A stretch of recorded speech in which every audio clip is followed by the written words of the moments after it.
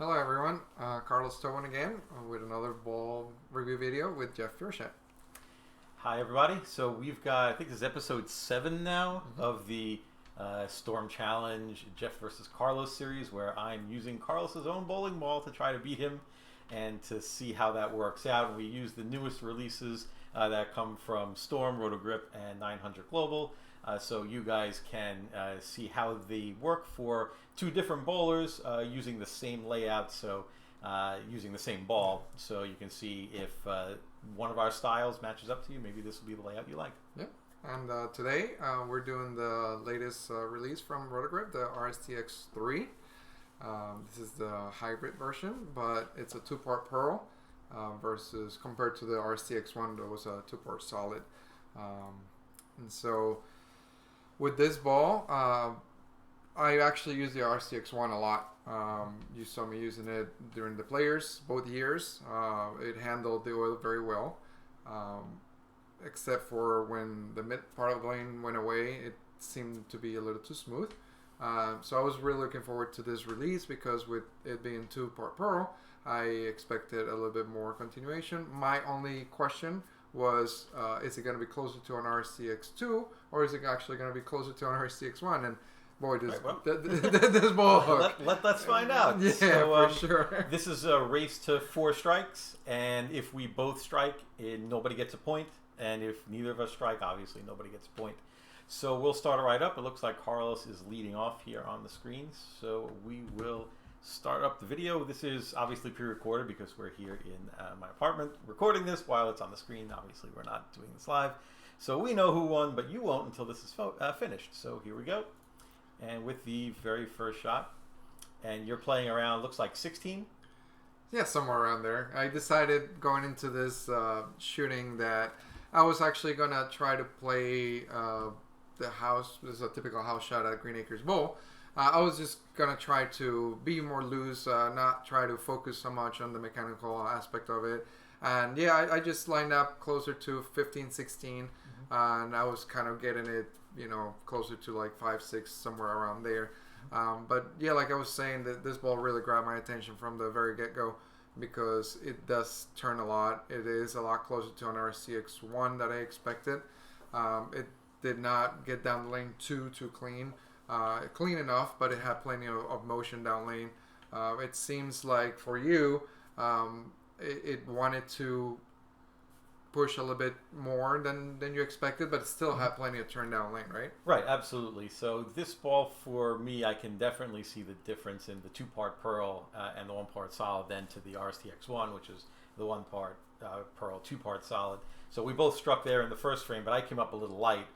Where you were a little more solid in the pocket. So I'm going to make an adjustment off that, but you're probably going to throw it the same way. Yep. And left the corner pin there. So it looks like you just missed a little left. You didn't quite get it out to the dry there. Yeah, I thought that it was a little bit in the arrows, and it got too quick to the spot down lane, and it kind of rolled out. But I was happy with it. I liked everything that I was seeing. I felt confident. I was just hoping that you didn't strike in the next shot. That's about it, because that's pretty much how, for the guys that haven't seen any of these before, usually just jumped out to a really quick lead, and I have to work my way back. Typically speaking, I usually have more success with the bigger ball, and then you have more success with the symmetrical balls. But on the last videos that we did, it actually flip-flopped. So yeah, so you're back to quickly. Yeah, but I did come up light on that one also.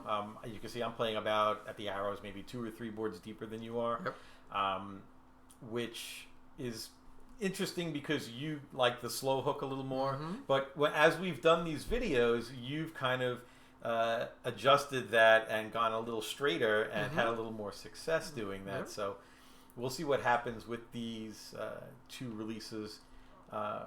We're doing this one, the X3, and we're going to have another one coming up later on. So now that one was a lot more solid. Yeah. Much better shot there, so you adjusted off that 10 pin. Yeah, and it's kind of funny that you bring that up because I'm also making adjustments, not just for the videos, but for, you know, when I bowl in a house shot, because I definitely bowl better on patterns than I do on house shots. I'm not very fond of house shots, but I've really started to to find my groove on house shots when we do this video. So I am finding out what works and what doesn't work for me. So yeah, I stayed the same. I actually just made sure I got it clean off my hand, and the ball just was 10 back for sure. Mm-hmm. So for me, what I wanted to do was throw it a little slower and get it out a little to the right, and I got both, and it overhooked. So right. You are getting a point there. Right. So So it was kind of like a double whammy. You actually got it there quicker, and you threw it slower, so it but overreacted. I like the reaction, but the reaction was good. It hit the spot, and it rolled up, and it changed direction really powerful. So what I think I did, if I remember correctly, is I threw the same shot, but I just moved left because that's the speed I wanted, and that's the reaction I wanted. Right. So now I just had to put my feet in the right place. For me, I haven't moved. I haven't changed anything. I just knew that I had to get it to the spot down lane. And obviously, I'm just confident, and you can see how I'm posting the shot a little bit better. That one it floated more down lane, but it still had plenty of recovery. So I'm really, really confident right now. Yeah, and you're actually, I was just going to say that your ball is just kind of loping down the lane. It's not reading the first maybe 30 feet, 35 feet at all. But when it hits that spot, it's actually turning over really well, and it's starting to rev up, and it's saving a lot of the energy for the back end. And I'm gonna credit a lot of it to the ball. This ball really shaped nice off the spot at the end of the pattern, and it helped me be comfortable for sure. See, so now I try to do the same thing, but I got it in. I didn't want to get it that far left, but fortunately, I'm good. And good is no, I'm lucky. Lucky, better lucky than good any day.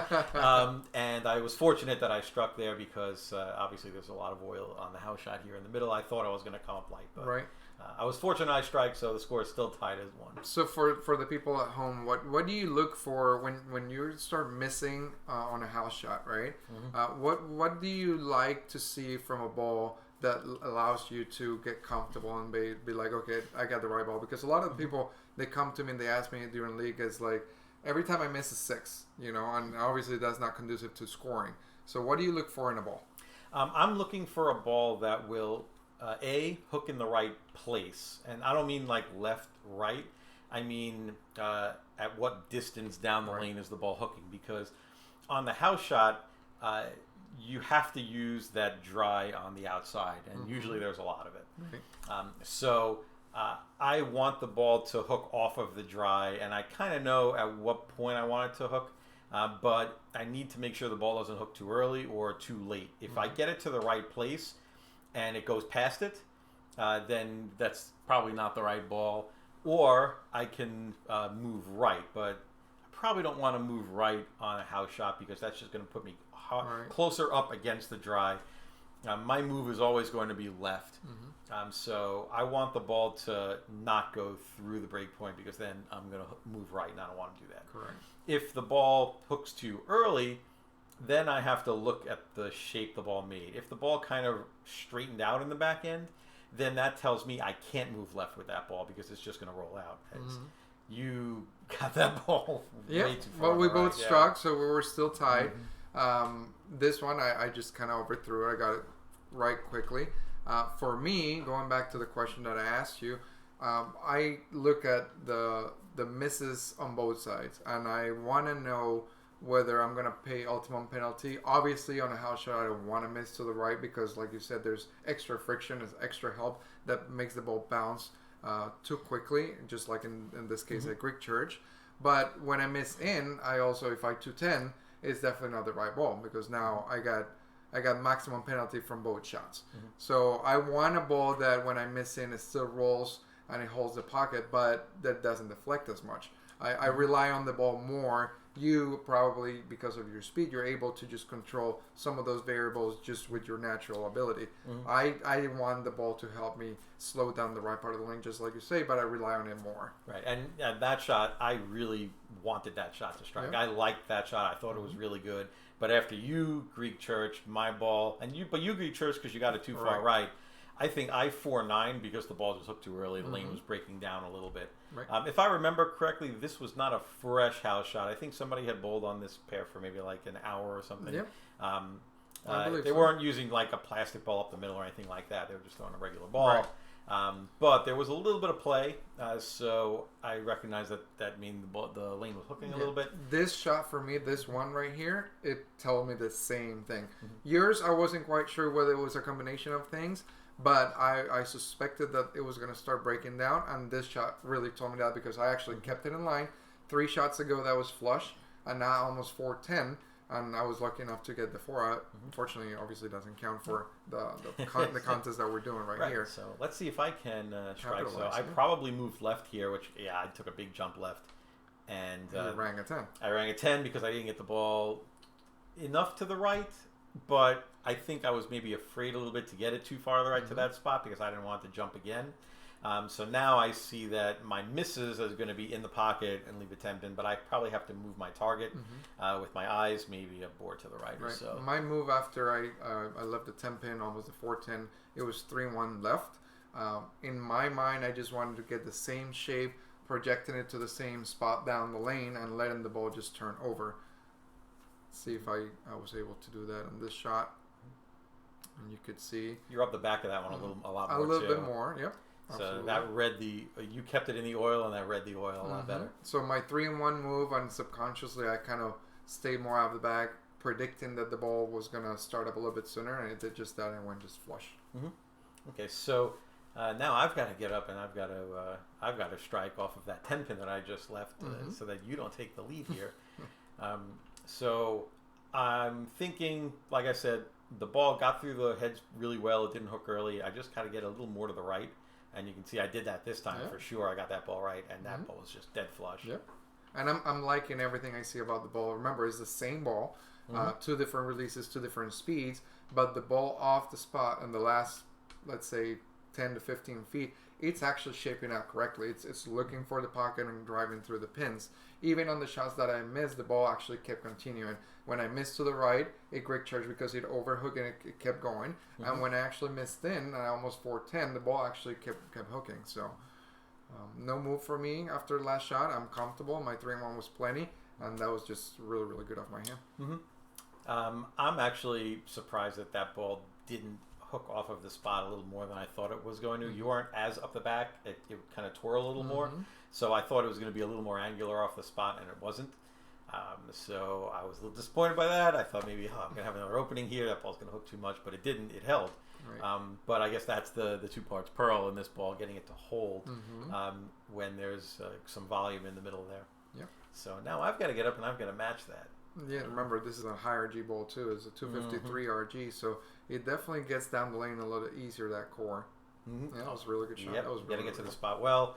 My break point's probably about 3 or 4 boards right of yours right now. I'm just kind of taking that oil. My ball speed is a lot more, so I'm standing further left. I'm getting it into the dry more, but I'm letting my ball speed just kind of project it down the lane the extra 2 or 3 feet that I need. Because if I was doing that with your ball speed, it'd probably just hook too soon. Yep, I agree. I agree with that. I just like how from the middle part of the lane to the end of the pattern, the ball's transitioning. I am comfortable. I'm throwing in my A game. I got that one a little in, and I got the 10 out. So it only makes me more comfortable. I think that at this point I was in a roll. I've struck several times in a row, and I know that now you got to come get it.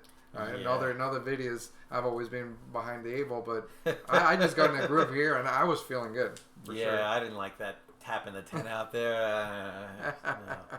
No. So now I've thrown a double also after ringing that 10 pin, so I'm feeling okay too. I've just got to actually try to make good shots, and I thought I made a good shot there, but I thought it was more off the back of it. I think you got it to the same spot with your ball speed, but it just labored and I kind of strained out. But I think it was more how you came out of it. So I actually just take the lead. Just I will chalk it up to it's your bowling ball, not mine. It doesn't fit me. Your span is a little shorter than mine, I think, and your fingers are a little smaller. But the ring finger's a little smaller. Close enough. So for the record, he does say that it's close enough when he's winning. Oh yeah. By the way, I just took the lead and you haven't. Yeah. I but when he's not leading, then obviously the ball doesn't fit him. But now here, now there. If I win, it's skill. If you win, it's luck. Again, I missed in a little bit. The ball twirled and it got the light mixer. Anytime I go light, I want to stay there. Yeah, I'm actually surprised that this ball is reading that oil as well as it is for you.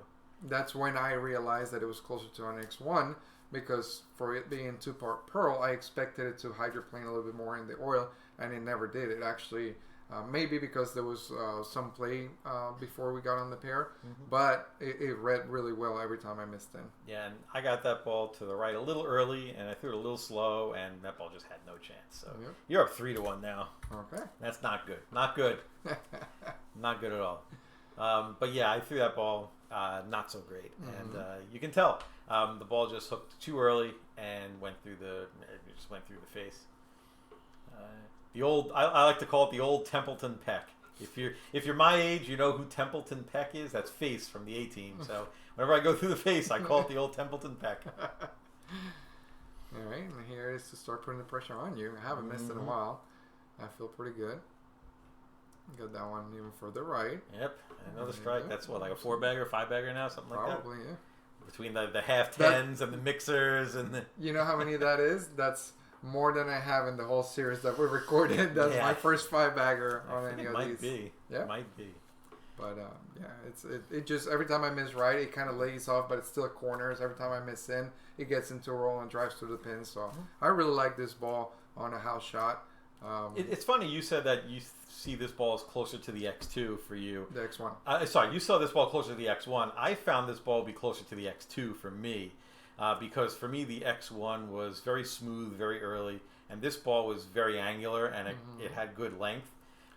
So I guess maybe it's just where the higher your rev rate is, the closer this is to the X2, the Pearl one, and the more you're kind of a slow wheel bowler, the more this is going to be closer to the X1. Well, I just for clarification, I did say that it was closer to the X1, but again, going by what you used in the beginning, where in the lane it's slowing down. It slows down pretty much in the same window, but obviously it's a lot more angular. So if you're looking for, is it closer to one or the other in terms of how many boards it carries right to left? Yeah, of course it's closer to the X2, but in terms of what we want to see on the lane where it starts slowing down, for me, it actually started picking up sooner than I expected. For a 2-part Pearl hybrid, I expected it to go a lot longer, but the X2 goes an extra bunch, more than this lane, than this ball. So let's see if you can actually. It's a 6-bagger. 6-bagger is tough to beat. Yeah, 6-bagger is tough to beat in this format. So I'm just trying to stay afloat, basically, and the ball's been really good. It's revving up. It's not straightening out in the back end. It's continuous. It's driving through the rack. So I'm just hoping to see the ball do more of that, because I mean I'm down 3-1, but I really haven't thrown the ball that bad. I made the one bad shot that went through the face and the 110 pin, and that's pretty much been about it. Right. And the 710 where I up the back of the ball, but yes, but the 10 pin and the 710 in the pocket, they both could have struck. The only really bad one was the one through the face, but I'm down 3-1, so. Not the ball's fault, not my fault. I don't think. With no signs of slowing down. Oh, you're kidding me! There you go. Give it the love tap again. Wow, that's the worst 7-bagger I've seen in my life. It was a good 6-bagger, and you didn't like the 7th one. That's a big difference. Yeah, well, I mean it's tough to beat, but. The viewers at home, you get to see 2 completely different styles here, to see if this ball might be something that you like. Maybe you're closer to the bowler I am. Maybe you're closer to the bowler Carlos is. But maybe you can strike here and see. I can trip the 10 out too. Absolutely. I get the power strikes. Get that snap out there. So it's tough to keep up with that 7-bagger, but for how far left or at least for me, how far left I'm moving now. I don't usually use asymmetric balls when I move in this deep. Usually I'll switch to something symmetric or something pearl or something pearl and symmetric, something weaker when there's that much dry, so I can just feed it into the dry. But this ball's actually been pretty continuous from, I think I'm at the middle arrow now. Oh, wow. How the hell is that ball going to strike? Wow. That's just awful. We should have just completely retaken this video. Yeah, That's I'm okay awful. with it. I'm okay with it. What? A-bagger? What? That's an A-bagger. I think the viewers at home know that I should be winning this. I think they know. So. That ball should have went in the gutter. I don't know about that. The ball's good. Oh X3 ball good. How about that? Let's start a trend over here. Fine. No, I fine. I was just comfortable. I really wasn't thinking about much, just getting up and throwing it, which I don't do that very often in a house shot. Maybe I should do that more. Yep. Well, okay. What is that? The can opener? What is that? Hey, at least I threw it somewhere close to what I'm looking at. It's a house shot. You're not supposed to. My ball at least was on lane 60. Your ball was on lane 61 or up that walkway. Almost hit the picture right there. If the mechanic was coming out from the side from that door there, you might have hit him. Yeah, absolutely. So let's see if I can go for the 9-bagger. Just doing my best to keep up. So when you move more left, like you are in this video, how do you change your alignment as you move further left? Generally, if I'm to the right of the middle arrow, I go 2 and 1 left, and if I'm to the left of the middle arrow, I go 3 and 1 left, or 4 and 2 left, or 5 and 2 left, depending. Right. I don't usually make those big launch angle jumps when I'm right of 20.